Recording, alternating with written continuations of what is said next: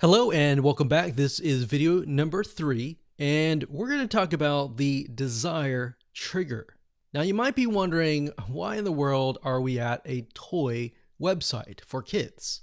Or maybe why are we going to Amazon.com and looking at cool gets and gadgets?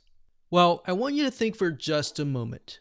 In the past months, or maybe even the past year, I want you to think of something that you really wanted. Was it a car? Was it something mental, a relationship? What could it be? So you could even think of it from your kid's perspective. As we're looking at this website, maybe your kid wanted this Nerf toy blaster, or maybe you did when you were little. So if you think back to those days, what was it? What was it about it that you really, really wanted? Now, if you can jot that down as part of an exercise, just jot down what kind of emotions, why you wanted exactly maybe that or maybe something else. What were the emotions that you felt? And what were the desires? What were the end results? Write those down right now. Okay, so hopefully you wrote down a few emotions. The reason why I wanted you to take this little exercise is because this is really what your customers are all about. You need to think about how you can motivate them from video 1, video 2, video 3, lesson whatever, and motivate them by showing them that, okay, if you complete video 1, you'll get here. If you complete video 2, you'll get this desired result. If you complete half of this video course, you will get to this point and you'll be halfway there, but you'll get this and that. So hopefully that makes sense. Basically, you want to, number 1, give them a quick overview of what to expect so that they know exactly what is coming. If they know exactly what is coming, then they can get excited, right? They can get excited about what's actually to come. So that's why I'm showing this to you, is because it's a very similar concept of you wanting something or someone that you know wanting something. So even as adults, if we go to Amazon.com and maybe we're looking at shoes, maybe we want them because they will help us run better. Maybe our feet hurt, or maybe they'll just make us look more stylish, right? So that's why you need to understand your students, understand what they want to achieve. Now, obviously, the reason why they bought your course in the first place was because they wanted to achieve something. So just reiterating that in itself can actually be a big motivational factor or a desire trigger. Okay, so I already talked about this, but in practical terms, number 1, of course, create that list and show them what to expect. And number 2, simply reiterate what they want and try to, if you can, try to plug it in to the videos. So in video 2, perhaps could be about something and you relate it to whatever you're trying to teach, but you also talk about it as well. So you maybe talk about that desire that they want to achieve. In video number 3, you'll talk about the next step, what to do there, but also reiterate that desire.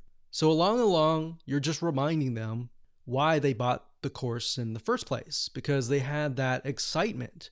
You want to keep it exciting so that they complete the course.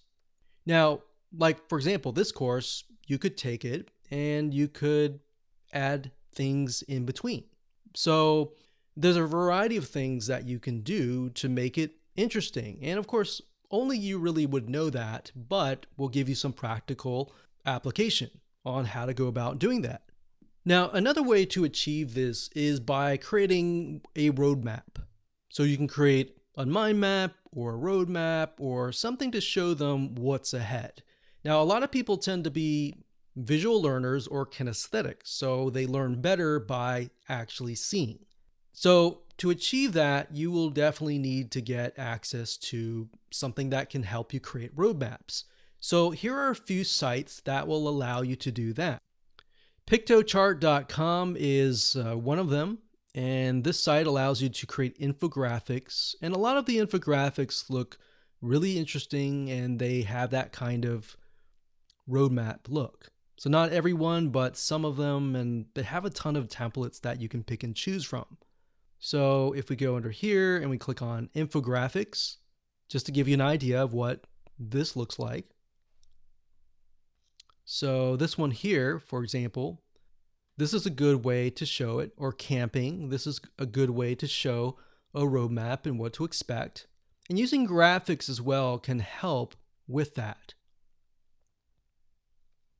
So let's just go to this one right here. And actually, when I scroll down, you can see that this is a good example of a roadmap. So you can have video 1, 2, 3, 4, 5, 6, and give them an idea of about what to expect and how that integrates with their actual desire. Now, some of these don't necessarily look like a roadmap, so of course steer clear of those, but the ones that do, definitely want to pick those up. Now, Pictochart.com is not the only place where you can find infographics. There are many other places out there.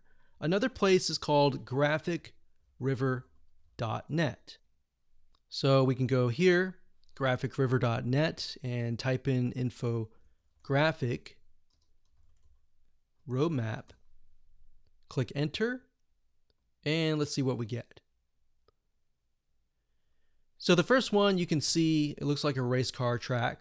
Now, obviously, when you pick infographics, make sure that they fit your demographics. In other words, they fit who you're actually going to target. So if this fits your course, then great, pick and choose that. So you see, this way your student can actually see, okay, this is video 1 or step 1, step 2, step 3, step 4, step 5. And this is what they can expect. So some people, when they look at things, they're like, oh, I really want to learn what's in video 4, but before I can get there, I have to complete 3 and 2. Or, oh, I really want to look at 5 or 4 and 5, but I got to complete these to get there. So creating a roadmap and allowing people to see it visually allows them to actually start to think about what is actually going to come. Out of that, how are they going to get closer to this desire and more. All right, so now that we've covered this, let's move on to video number 4.